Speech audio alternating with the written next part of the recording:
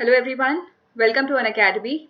मैं हूं प्रियंका उपाध्याय और आप सभी लोगों का स्वागत है आज की करंट अफेयर सीरीज में, जहां पर 18 अप्रैल से रिलेटेड जितने भी इंपॉर्टेंट करंट अफेयर के क्वेश्चन हैं हम लोग डिस्कस करेंगे।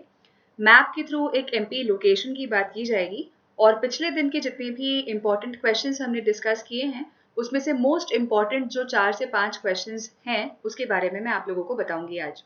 ठीक है, चलिए तो शुरू करते हैं पहले क्वेश्चन से। पहला क्वेश्चन है कि पोयला बैसाख एक कौन सा त्योहार है? पंजाबी, बंगाली, मराठी या फिर तमिल? तो इसका सही आंसर हो जाएगा बंगाली। ठीक है, बंगाली त्योहार है हमारा पोयला बैसाख। ठीक है, अब पोयला बैसाख की अगर हम लोग बात करेंगे तो यहाँ पर जो बंगाली न्यू ईयर है वो स्टार्ट हुआ है अभी 2020 में 14 अप्रैल से। ठीक है, 14 अप्रैल को ये स्टार्ट हुआ है। बंगाल में इसे पोयला बैसाख के नाम से जाना जाता है और वैसाख का जो पहला महीना होता है उसी दिन बंगाली लोग या जो बंगाल से बिलोंग करते हैं वो लोग ये पोयला बैसाख को मनाते हैं। ठीक है, सो जब भी ये जिस दिन भी दिन ये हमारा जो पोयला बैसाख शुरू होता है वहां पर जो भी बंगाली हैं वो एक दूसरे को शुभ नववर्षो, जिसे हम हिंदी में हैप्पी न्यू ईयर या इंग्लिश में हैप्पी न्यू ईयर बोलते हैं, वैसे ये लोग शुभ नववर्षो बोलते हैं, मतलब इनके नए साल की ये शुरुआत होती है। ठीक है, तो पोयला बैसाख जो है बहुत अच्छे से बहुत धूमधाम से यहाँ पर मनाया जाता है। जितने भी जो हमारे पहाड़ी राज्य हैं, जितने भी पड़ोसी देश है जैसे बांग्लादेश में भी बड़े उल्लास से ये मनाया जाता है। ठीक है, वेस्ट बंगाल की अगर मैं बात करूं, असम की बात करूं तो यहाँ पर एक गवर्नमेंट हॉलिडे डिक्लेयर किया जाता है सरकार के द्वारा, which is because of Poila बैसाख। ठीक है, सो जो मुगल राजा रह चुके हैं अकबर, उन्होंने 15वीं शताब्दी में ही बंगला जो कैलेंडर है उनका जो कैलेंडर फॉलो होता है उसमें इसकी शुरुआत कर दी थी और इसी दिन से इसको नए साल का जो पहला दिन है वो माना जाता है। ठीक है, अब इसके बारे में और हम लोग बात करेंगे तो ये जो बंगाली न्यू ईयर है इसका बांग्लादेश में एक अलग ही अपना हिस्टोरिकल सिग्निफिकेंस है। ठीक है, इसका अलग ही एक ऐतिहासिक महत्व है बांग्लादेश में कि जिस भी दिन, मतलब जैसे पोयला बैसाख जिस दिन मनाते हैं तो वहां पर एक ग्रुप है ना, एक फेमस कल्चरल ग्रुप होता है जिसका नाम होता है छायानाथ। तो 1961 से ये जो ग्रुप है ये फॉर्म हुए हैं और ये लोग पोयला बैसाख को मनाते हैं। तो 1965 में यहाँ पर एक ऐसा इवेंट हुआ था कि पाकिस्तान ने जो बंगाली कल्चर है और जो इनके जो गीत हैं जो रविंद्रनाथ टैगोर द्वारा गाए गए थे उनको बैन करने के लिए बहुत ज्यादा प्रेशराइज किया था। पर छायानाथ जो ये कल्चरल ग्रुप है इन्होंने इसको पूरा अपोज किया था कि नहीं, हम ऐसा नहीं करेंगे और इसीलिए इसी दिन को जो है ईस्ट पाकिस्तान में बंगाली कल्चर के लिए बहुत ज्यादा जाना जाता है, माना जाता है। और 1972 में ये आपका जो फेस्टिवल है ये एज अ नेशनल फेस्टिवल यहाँ पर मनाने लगा था, है ना, या मनाया जाता था। चलिए, तो ये एक पिक्चर आप देख सकते हैं पोयला बैसाख का। ठीक है, जो कि मेजर एक फेस्टिवल है बंगालीज का। चलिए आगे बढ़ते हैं सेकंड क्वेश्चन की तरफ कि जफर सरफराज का हाल ही में निधन हो गया है, वो किस देश के प्रथम श्रेणी क्रिकेटर थे? इराक, अफगानिस्तान, सऊदी अरब या फिर पाकिस्तान? तो यहाँ पर सही आंसर हो जाएगा हमारा पाकिस्तान। ठीक है, पाकिस्तान के ये प्रथम श्रेणी क्रिकेटर रहे हैं जफर सरफराज। ठीक है, तो फॉर्मर पाकिस्तान क्रिकेटर ये रह चुके हैं जिनका अभी हाल ही में निधन हो गया है बिकॉज ऑफ कोरोना वायरस। ठीक है, एक हॉस्पिटल में ये एडमिट थे पेशावर में, तो वहां पर इनका निधन हो गया है कोरोना वायरस के चलते और 50 साल की उम्र थी इनकी। ठीक है, तो जन्म भी इनका वहीं पर हुआ है, पेशावर में ही हुआ है। 1969 में ये जन्मे थे वहां पर और 1988 से क्रिकेट की फील्ड में ये काफी सारे मैचेस जो है वो खेल चुके हैं। तो 1988 से मैं 92 की बात करूं तो करीब डोमेस्टिक मैचेस जो इन्होंने खेले हुए हैं पाकिस्तान से वो करीब 15 हैं और बाकी के कुछ 6 से 7 मैचेस इन्होंने खेले हुए हैं पेशावर क्रिकेट टीम में रहकर।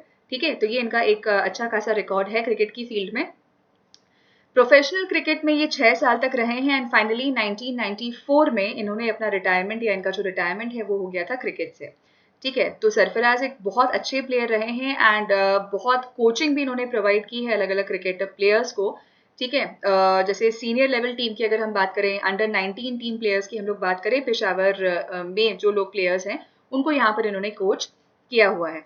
तो नेशनल बैंक में भी, इवन बैंकिंग इंडस्ट्री में भी, नेशनल बैंक ऑफ पाकिस्तान में भी इन्होंने काम किया हुआ है। Who is mister Sarfaraz, Zafar Sarfaraz, जिनका अभी रिसेंटली कोविड-19 के चलते निधन हो गया है। चलिए आगे बढ़ते हैं। निम्नलिखित में से किसे पोकर स्टार्स इंडिया का ब्रांड एम्बेसडर नियुक्त किया गया है? अब जिन लोगों को ये पोकर स्टार्स के बारे में नहीं पता, ये पोकर एक गेम होता है, एक कार्ड गेम होता है। तो ऑनलाइन कार्ड गेम जो है पोकर स्टार्स, उसका अभी रिसेंटली जो ब्रांड एम्बेसडर है वो कौन नियुक्त किया गया है? विराट कोहली, MS धोनी, सचिन तेंदुलकर या फिर रोहित शर्मा? तो यहाँ पर इसका सही आंसर हो जाएगा MS धोनी। ठीक है, इन्होंने अपने मतलब हम कह सकते हैं सेलिंग को बढ़ाने के लिए, ज्यादा से ज्यादा कस्टमर बेस को बढ़ाने के लिए MS धोनी को यहाँ पर सिलेक्ट किया हुआ है। तो इनके पहले MS धोनी के पहले यहाँ पर नवाजुद्दीन सिद्दीकी हैं जो इस कंपनी के ब्रांड एम्बेसडर रह चुके हैं। और इन्हीं के साथ साथ में मुस्कान सेठी की अगर हम बात करते हैं, शरद राव, ये भी ब्रांड एम्बेसडर के रूप में काम कर चुके हैं पोकर स्टार्स कंपनी के साथ में। और आदित्य अग्रवाल, उन्होंने अभी दिसंबर 2019 को ये ब्रांड जो है उसको क्विट कर दिया था, मतलब यहाँ से वो हट गए थे as a promoter of that brand. तो अभी पोकर स्टार्स ने MS धोनी को यहाँ पर सिलेक्ट किया हुआ है अपने मतलब मार्केट शेयर को बढ़ाने के लिए, इंडस्ट्री में जो मार्केट शेयर है उसको बढ़ाने के लिए, क्योंकि क्रिकेटर्स, उनके फैन फॉलोअर्स बहुत हैं धोनी जी के, तो उस चीज को मद्देनजर रखते हुए ये जो डिसीजन है कंपनी के द्वारा ये लिया गया है। ठीक है, so you can see he is wearing the poker stars T shirt and he is the brand ambassador for this company poker stars. इस कंपनी के बारे में मैं थोड़ा सा अगर आपको बताऊं तो ये स्टार्स ग्रुप का एक सॉरी एक ओन्ड कार्ड रूम है ना, जैसे हम लोग कार्ड्स खेलते हैं तो वैसे ही एक ऑनलाइन ये कार्ड गेम है दैट इज पोकर स्टार्स। और इसको कोई भी मतलब किसी भी फॉर्म में, विंडोज में, मैक OS में, एंड्रॉइड, iOS में, कहीं पे भी इसको डाउनलोड करके इसको खेला जा सकता है। तो इसका जो हेडक्वार्टर्स है वो है आइल ऑफ मैन में, और इसकी जो स्थापना है वो की गई थी 2001 में, that is in the month of September. ठीक है, चलिए आगे बढ़ते हैं। निम्नलिखित में से किस कंपनी ने सामाजिक नवाचार के लिए एडिसन अवार्ड 2020 जीता है? Tata power, Reliance power, Bharat heavy electricals limited या फिर अदानी समूह? ठीक है, तो यहाँ पर टाटा पावर कंपनी है जिन्होंने सामाजिक नवाचार के लिए एडिसन अवार्ड 2020 जीता है। अब एडिसन अवार्ड की अगर मैं बात करूंगी तो कोई भी इंस्टीट्यूट या कोई भी संगठन या कोई भी कंपनी कुछ अगर नया काम करती है या कोई नया प्रोडक्ट या कोई नया सर्विस लॉन्च करती है तो उनके लिए ये एडिसन अवार्ड दिया जाता है। ठीक है, तो टाटा पावर ने अभी क्या काम किया है उसके बारे में हम लोग बात करें तो यहाँ पर अभी टाटा पावर कंपनी ने एक क्लब जिसका नाम है क्लब एनर्जी कैंपेन यहाँ पर चालू किया था, जो कि भारत का सबसे पहला आपका ऊर्जा और संसाधन संरक्षण संघ है। ठीक है, और इन्होंने सामाजिक श्रेणी और सामाजिक ऊर्जा समाधान उपश्रेणी के तहत एडिसन अवार्ड 2020 में रजत पदक जीता है। ठीक है, टाटा पावर। तो यहाँ पर इनका मेन फोकस था स्कूल के बच्चे, है ना, कि मतलब जो आपका क्लब एनर्जी है ये 12 साल पुराना एक इनिशिएटिव है जो कि टारगेट करता है स्कूल चिल्ड्रन को। और यहाँ पर इन्होंने इलेक्ट्रिसिटी की, है ना, जो इलेक्ट्रिसिटी की 29.8 मिलियन यूनिट्स जो है वो यहाँ सेव की थी, which is through Edison award. ठीक है, सो it has brought about 533 participating schools across India, saving over 29.8 million units of power since its inception in 2007. ठीक है, मतलब टाटा पावर का जो स्थापना है या जो इसकी शुरुआत हुई थी इस फील्ड में, दैट वाज इन 2007। और इलेक्ट्रिसिटी कंजम्पशन, इलेक्ट्रिसिटी को सेव करने के लिए जो इन्होंने ड्राइव स्टार्ट किया था, वहां पर मेजरली स्कूल्स को फोकस किया गया था, जहां पर उन्होंने 29.8 मिलियन यूनिट्स का सेविंग जो है वहां पर किया हुआ है। और इसी वजह से इनको ये एडिसन अवार्ड मिला है अभी 2020 में। जैसा मैंने आपको बताया कि एडिसन अवार्ड जो है आपके किसी भी नए उत्पाद और सेवा विकास, विपणन, मानव केंद्रित डिजाइन और नवाचार में उत्कृष्टता का सम्मान करते हैं। ठीक है, तो कोई भी ऐसा प्रोडक्ट या सर्विस या कोई भी ऐसा इनोवेशन जो कि एक चेंज लेकर आए, एनवायरमेंट में चेंज लेकर आए हमारी लाइफ में, जो कि कंसेप्ट जिसका अलग होगा, वैल्यू, डिलीवरी और इम्पैक्ट, मतलब एक बहुत ही आपका अलग सा उनका एग्जिस्टेंस होना चाहिए मार्केट में, एनवायरमेंट में, और उसी चीज को सराहते हुए ये एडिसन अवार्ड्स दिए जाते हैं। ठीक है, तो इसकी जो शुरुआत हुई थी इस अवार्ड देने का, या जो ये जो चलन है वो चालू हुआ था 1987 में थॉमस अल्वा एडिसन की स्मृति में। ठीक है, सो ये अवार्ड अभी दिया गया है टाटा पावर को। फिफ्थ क्वेश्चन है कि बार्कलेस के अनुसार 2020 तक भारत की GDP वृद्धि का अनुमान 0% है। वित्त वर्ष 21 के लिए अंतर्राष्ट्रीय मुद्रा कोष इंटरनेशनल मॉनेटरी फंड के अनुसार भारत का विकास पूर्वानुमान क्या है? ठीक है, तो यहाँ पर इसका सही आंसर हो जाएगा, यहाँ पर हमारा सही आंसर हो जाएगा 1.9%। ठीक है, अभी जैसे हम लोग काफी सारे रिपोर्ट्स में देख रहे होंगे कि अलग अलग इकोनॉमिक सिनेरियो बताया जा रहा है इंडिया का कि क्या इकोनॉमिक ग्रोथ रेट रहेगी, बढ़ेगी, घटेगी, जो भी है ना। तो यहाँ पर अभी जो आईएमएफ है, जो हमारा अंतर्राष्ट्रीय मुद्रा कोष है, उन्होंने अपने एक रिपोर्ट में एक आउटलुक, वर्ल्ड इकोनॉमिक आउटलुक करके एक रिपोर्ट निकलती है, वहां पर ये बताया है कि इंडिया की जो जीडीपी है, जो इंडिया का जो जीडीपी ग्रोथ रेट है वो 1.9% प्रोजेक्ट किया जा रहा है from 5.8% for the fiscal year 2020-21। ठीक है, तो ये आपका ग्रोथ रेट यहाँ पर प्रोजेक्ट किया जा रहा है। एंड इट इज सेट कि फाइनेंशियल ईयर 21-22 में जो इकोनॉमी है, जो हमारी आर्थिक स्थिति है इंडिया की, नेशन की, वो सुधार, मतलब सुधार में आएगी और उसमें सुधार आएगा। ओके, सो यहाँ पर this current projected GDP growth at 1.9% for 2021 is 3.9% lower than the January outlook। मतलब जनवरी महीने में जो उन्होंने रिपोर्ट रिलीज की थी, तो वहां पर 3.9% का एस्टिमेशन किया गया था, और अभी वापस जो इन्होंने रिलीज किया हुआ है ये रिपोर्ट 2021 के लिए, जहां पर अप्रैल मंथ से हमारा अभी फाइनेंशियल ईयर स्टार्ट हुआ है, तो वहां पर 1.9% का एस्टिमेशन किया जा रहा है जीडीपी ग्रोथ रेट के लिए।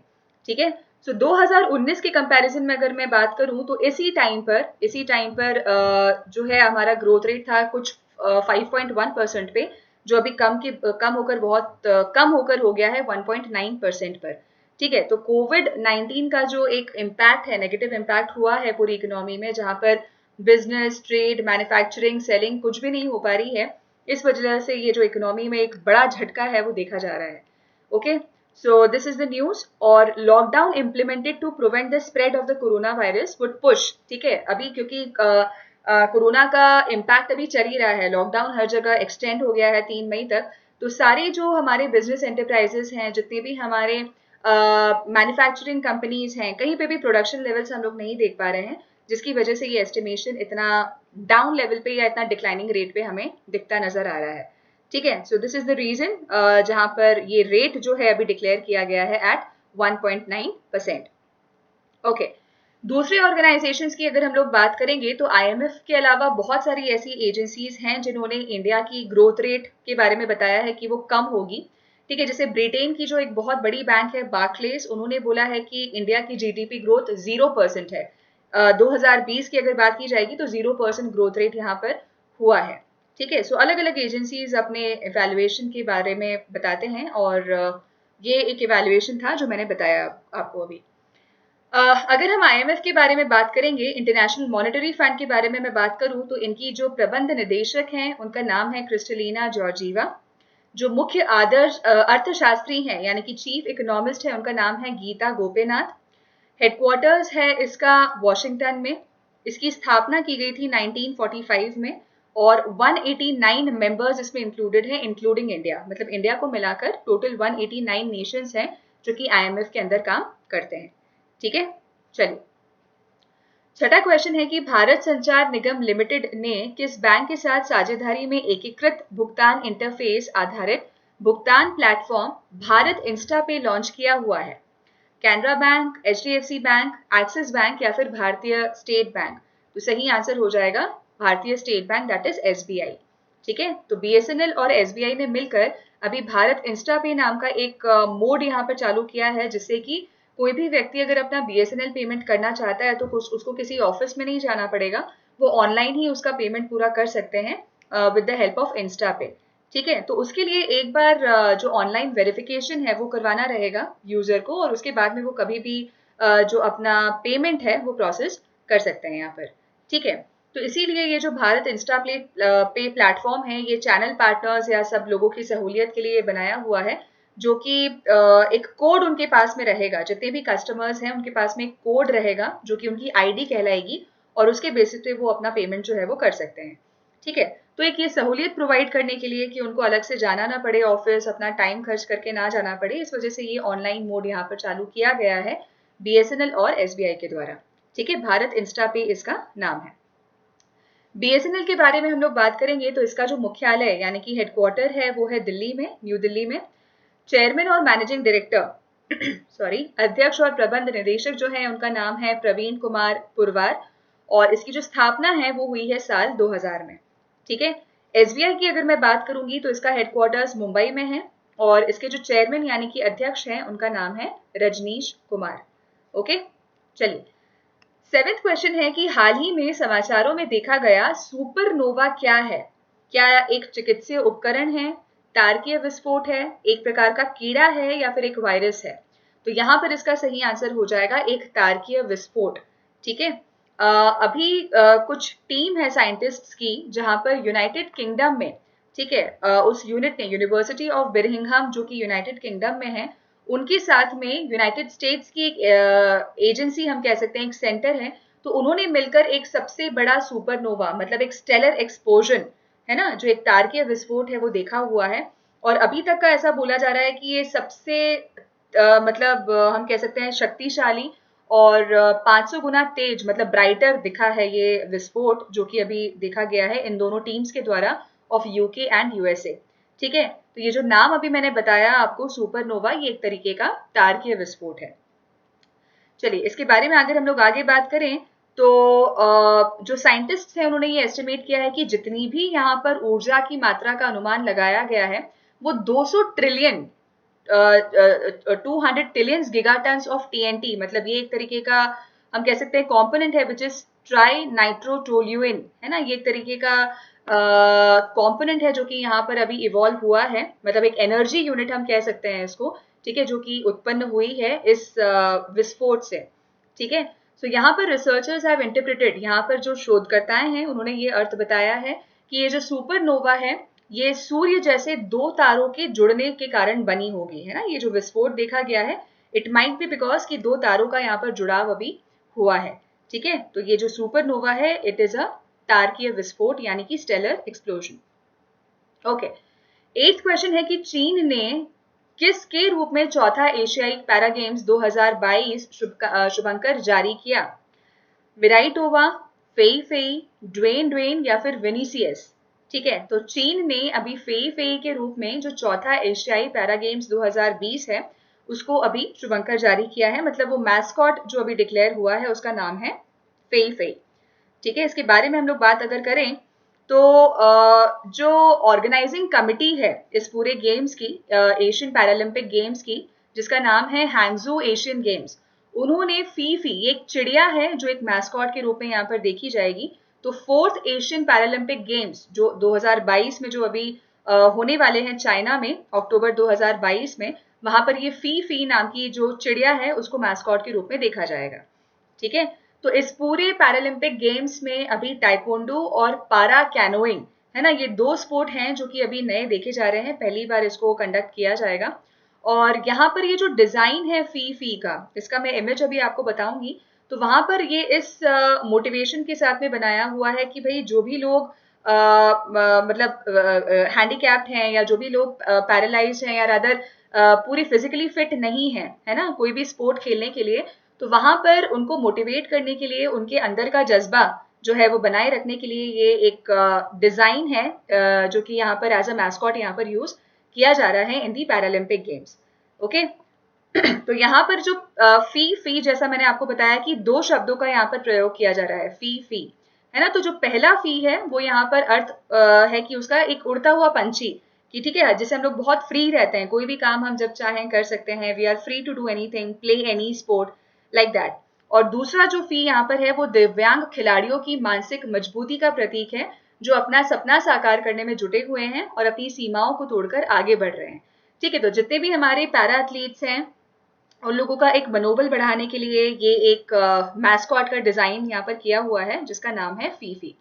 ठीक है। तो इसके बारे में हम लोग यहाँ पर इमेज के फॉर्म में देखें तो ये आप देख सकते हैं, ये एक बर्ड है जिसका नाम है फीफी, और ये एक आई तरीके का जो साइन बना हुआ है, दिस शोज इंटेलिजेंस, कि कोई भी व्यक्ति अगर विकलांग है तो ऐसा नहीं है कि वो कुछ कर नहीं सकता या वो असक्षम है, वो कोई भी काम कर सकते हैं अगर उनके मन में एक लगन है, जज्बा है काम करने का, तो they can not back out, उनको वो काम करना है और वो सक्षम है उसको करने के लिए।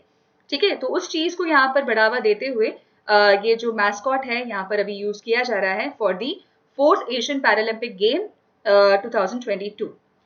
ठीक, इस कमेटी के बारे में अगर मैं आपको बताऊं, पैरालंपिक कमेटी के बारे में, तो इसका हेडक्वार्टर्स अबू धाबी में है।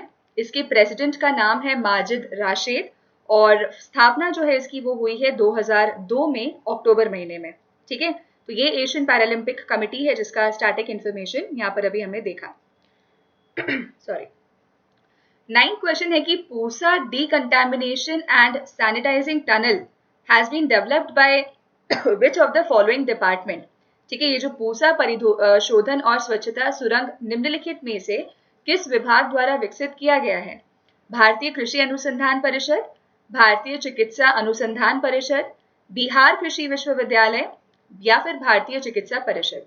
तो यहाँ पर इसका सही आंसर हो जाएगा ऑप्शन नंबर ए। ठीक है, भारतीय कृषि अनुसंधान परिषद जो है वहां पर ये sorry Pusa decontamination and sanitising tunnel को यहाँ पर अभी डेवलप किया हुआ है। ठीक है, तो यहाँ पर जो मिनिस्टर हैं इस पर्टिकुलर डिपार्टमेंट के, मिस्टर कैलाश चौधरी, उन्होंने ये टनल को अभी इनॉग्रेट किया हुआ है दिल्ली में 16 अप्रैल 2020 को। ठीक है, जो ICAR है, Indian council of agricultural research, उन्होंने इसको डेवलप किया है विच इज दिस टनल। ठीक है, तो यहाँ पर जो सैनिटाइजेशन का एक प्रोटोकॉल है उसको ध्यान में रखते हुए कि किसी भी चीज को हम छुए ना, है ना, तो पैर से ऑपरेट आप कर सकते हैं या कोई भी व्यक्ति कर सकता है, जैसे कि आपके हाथ में सोप आ जाएगा और आप अपनी प्रॉपर हैंड वॉशिंग कर सकते हैं। और एक वाटर डिस्पेंसर जो है वो लगा हुआ है, ठीक है, जिससे कि आप प्रॉपरली अपना हैंड वॉश कर सकते हो। एंड उसके साथ साथ में जो सैनिटाइजिंग टनल है, मतलब जब भी उस टनल से कोई गुजरेगा तो 20 सेकेंड के लिए एक सैनिटाइजर का स्प्रे उन पर किया जाएगा जिससे कि वो कंप्लीटली डिसइंफेक्ट हो सकते हैं।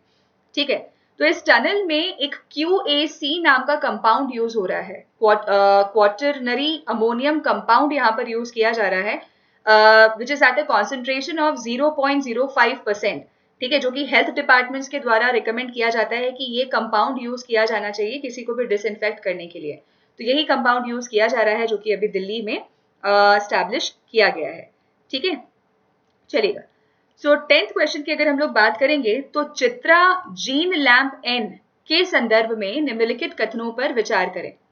पहला पॉइंट है कि भारत सरकार के विज्ञान एवं प्रौद्योगिकी विभाग, department of science and technology के तहत काम करने वाला संस्थान Shri Chitra Tirunal institute for medical sciences and technology Trivandrum ने एक डायग्नोस्टिक टेस्ट किट विकसित की है जो काफी कम खर्च में 2 घंटे के भीतर कोविड-19 की पुष्टि कर सकता है। ठीक है, ये पहला स्टेटमेंट है। सेकंड है कि किट 100% सटीक है और RT-PCR का उपयोग करके परीक्षण के परिणामों से मेल खाती है। तो यहाँ पर ये जो चित्रा जिनलैम्प एन है ना, ये जो आपका चित्रा जिनलैम्प एन है, इस पार्ट को लेते हुए हमारे दोनों स्टेटमेंट्स बिल्कुल सही हैं। ठीक है, इसके बारे में मैं थोड़ा सा अगर आपको बताऊं तो यहाँ पर Chitra Tirunal institute for medical sciences and technology, जो कि त्रिवेंद्रम का एक इंस्टीट्यूट है, एक संस्थान है जो कि काम करता है department of science and technology के तहत। ठीक है, उन्होंने एक डायग्नोस्टिक टेस्ट किट, मतलब कोविड को जिसे चेक किया जा सकता है, एक किट यहाँ पर उन्होंने डिजाइन की है, डेवलप की है, जिसमें 2 घंटे में ही पता चल जाएगा कि क्या रिजल्ट है, वेदर पॉजिटिव है या नेगेटिव है, और कॉस्टिंग भी इसकी बहुत कम है। ठीक है, सो ये जो टेस्ट रहेगा ये एन जीन ऑफ सार्स, मतलब एक तरीके का जो आपका वायरस कंपोनेंट होता है उसको यहाँ पर चेक कर सकता है। ठीक है, जो कि कोरोना पेशेंट्स को चेक करने में और उनको इंस्पेक्ट करने में काफी अच्छे तरीके से ये हेल्प करेगा। ठीक है, तो ये जो किट का नाम है वो है जेनलैम्प एन। ये जेनलैम्प एन उस किट का नाम है जो कि अभी डिजाइन किया हुआ है Shri Chitra Tirunal institute of medical science and technology के द्वारा। तो अगेन जो हमारा सेकेंड स्टेटमेंट था कि ये 100% एक्यूरेट है और टेस्ट रिजल्ट्स को मैच करता है यूजिंग RT-PCR, तो ये भी बिल्कुल बात सही है। जो डिटेक्शन टाइम रहेगा किट का, है ना, 10 मिनट के लिए डिटेक्ट करेगा पूरा, और फिर 2 घंटे से कम में, है ना, 2 घंटे से कम में ही रिजल्ट मिल जाएगा सैंपल का कि जो है वो आपका पॉजिटिव है कि नेगेटिव है। तो काफी सारे सैंपल्स इसी तरह से काफी कम कॉस्ट के साथ में टेस्ट किए जा सकते हैं, जो कि एक बहुत अच्छी पहल है अभी के टाइम में, जहां पर कोरोना के चलते काफी सारे ट्रीटमेंट्स, काफी सारे जो सैंपल कलेक्शन टेस्टिंग नहीं की जा पा रही है, तो वहाँ पर ये एक बहुत अच्छा मोड प्रोवाइड किया गया है इस इंस्टीट्यूट के द्वारा, जहाँ पर एक बड़ी लेवल पे सैम्पलिंग की जा सकती है। ओके, चलिए ये एक मैप का क्वेश्चन था जो आप लोगों को दिया हुआ था कि ये जो लोकेशन यहाँ पर मार्क की हुई है, हमें बताना है कि यहाँ एक मंदिर है, तो उस मंदिर का नाम क्या है। ठीक है, तो उससे रिलेटेड जो मेजर 3 इंफॉर्मेशन आपको दी है यहाँ पर वो ये है कि 7वीं से 8वीं शताब्दी का ये मंदिर है, सिफना नदी के तट पर है और इस मंदिर के गेट पर कृष्ण तृतीया का अभिलेख उत्कीर्ण है। ठीक है, तो ये हमारा सही आंसर हो जाएगा इसका नीलकंठी मंदिर।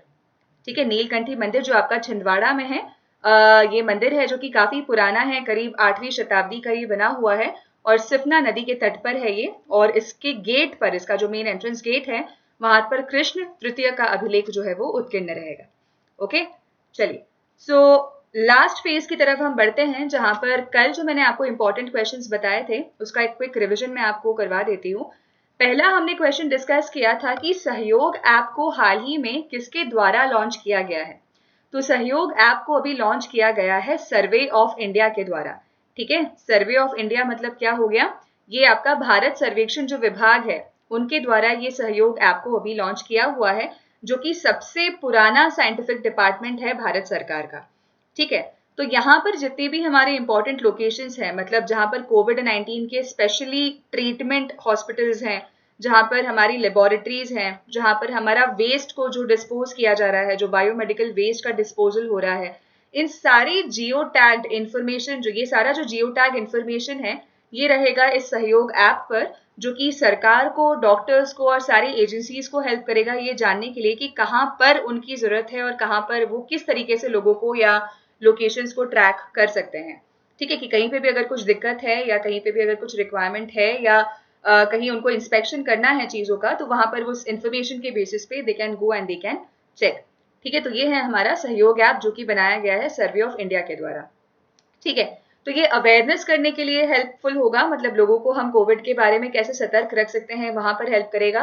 कोई अगर ऐसा एरिया जहां पर से कोई जाने अनजाने में अगर किसी इन्फेक्टेड व्यक्ति से मिल लिया है और अगर उसको सिम्टम लग रहे हैं या उन्होंने रिपोर्ट किया है कि उनको ट्रीटमेंट करवाना है या उनको सिम्टम लग रहा है, तो वहां पर वो डायरेक्टली उस लोकेशन पर जाकर उस व्यक्ति से मिलकर उनको पूरा चेक कर सकते हैं। ठीक है, तो जैसे हमारा आरोग्य सेतु काम करता है उसी का एक replica, not exactly replica but कुछ फीचर्स इसके सहयोग ऐप में भी आपको देखने को मिलेंगे। ठीक है, which is launched by survey of India.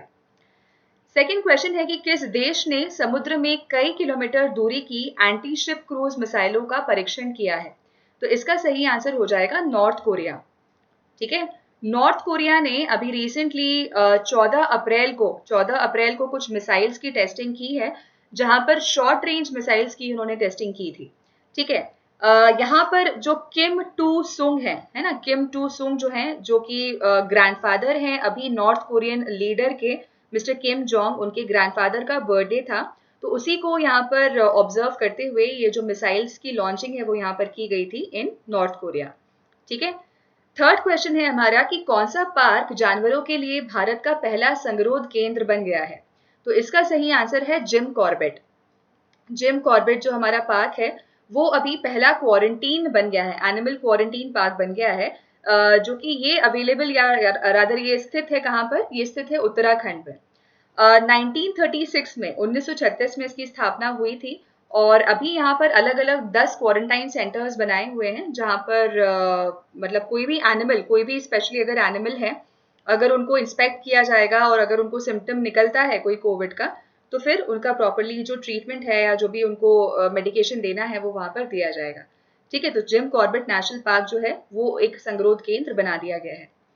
Fourth question है कि कौन सा राज्य पहला भारतीय राज्य बन गया है जिसने आईसीएमआर द्वारा अनुमोदित कोविड-19 के लिए पूल परीक्षण शुरू किया है। पूल परीक्षण का मतलब मैंने आपको बताया था कि एक साथ, मतलब अगर से मान लीजिए मेरे पास में 100 लोग हैं, तो वहां पर मैंने 10-10 लोगों के ग्रुप बना दिए और उन 10 लोगों का एक साथ सैंपल ले लिया। ठीक है, अब उस सैंपल को मैं एक साथ जब टेस्ट करूंगी और वो अगर नेगेटिव आता है, मतलब ये प्रूफ हो जाएगा कि ये जो 10 लोग हैं वो सेफ हैं, तो उनका काम, मतलब उनको आप रिलीज कर सकते हो। पर अगर से मान लीजिए कोई दूसरा ग्रुप और पूरे जो उनका मतलब कंबाइंड सैंपल है उसमें अगर पॉजिटिव आता है तो मुझे ये सस्पेक्शन होगा कि भाई इनमें से कोई 1 या 2 या 3 हो सकते हैं जो कि पॉजिटिव होंगे, तो फिर उनको इंडिविजुअली जाके चेक किया जाएगा। ठीक है, तो ऐसा एक मेथड यहाँ पर अभी अडॉप्ट किया गया है यूपी के द्वारा। ठीक है, क्योंकि वहां पर अभी केसेस बहुत ज्यादा बढ़ गए हैं और एक साथ काफी सारे लोगों को चेक करना है, उनका देखना है कि पॉजिटिव है कि नेगेटिव है, रिजल्ट सैम्पलिंग करनी है। तो इसीलिए ये जो पूल परीक्षण है वो अभी यहाँ पर चालू किया गया है इन उत्तर प्रदेश। ठीक है, फिफ्थ क्वेश्चन है कि तेलंगाना के मुख्यमंत्री के चंद्रशेखर राव ने आरबीआई को निम्नलिखित में से किस मनी की अवधारणा को अपनाने का सुझाव दिया है? तो यहाँ पर इसका आंसर हो जाएगा हेलीकॉप्टर मनी। हेलीकॉप्टर मनी के बारे में मैंने कल बात की थी कि आरबीआई एक प्रोविजन या एक हेल्प देता है कि इन केस इकोनॉमी या अर्थव्यवस्था अगर ठीक नहीं है या फिर बिल्कुल ठप हो चुकी है या पैसे का फ्लो नहीं है मार्केट में, तो वहां पर सेंट्रल बैंक यानी कि आरबीआई जो है वो पैसों की छपाई करती है, सारे स्टेट गवर्नमेंट्स को वो एलोकेट करते हैं और वो स्टेट गवर्नमेंट्स फिर अपने अपने अपने जोन्स में उस पैसे का फ्लो रखेंगे। ठीक है, तो उसी चीज को देखते हुए अभी जो तेलंगाना के मुख्यमंत्री हैं के चंद्रशेखर राव, उन्होंने आरबीआई से हेलीकॉप्टर मनी का की जो अवधारणा है उसको अपनाने का यहाँ पर सुझाव दिया हुआ है, ताकि पैसे का फ्लो एक चालू हो जाएगा मार्केट में और धीरे से सारी चीजें स्टेबलाइज हो सकती हैं। ठीक है, ये हमारे कुछ इंपॉर्टेंट क्वेश्चंस थे आज के लिए, जहां पर मैंने आज आपको कुछ 10 क्वेश्चंस के कुछ 10 इंपॉर्टेंट करंट इवेंट्स के बारे में बताया है। मैप का क्वेश्चन जो आप लोगों को दिया हुआ था उसका आंसर मैंने बताया है और कल के कुछ इंपॉर्टेंट क्वेश्चंस को हमने डिस्कस किया है। ठीक है, आई होप आप लोगों को सेशन अच्छा लगा होगा। जो भी आपका डाउट है, कोई भी अगर आपका क्वेरी है, तो आप लोग प्लीज कमेंट सेक्शन में मुझे लिख दें। मैं बिल्कुल उसको चेक करके आप लोगों को रिवर्ट करूंगी। डेली बेसिस पे 6 बजे हमारी क्लास रहेगी, सो प्लीज आप लोग डेली इसको अटेंड करें और अपने करंट अफेयर्स का जो पोर्शन है उसको स्ट्रॉन्ग करें। ठीक है, चलिए अपना ध्यान रखें। Thank you so much. जय हिंद।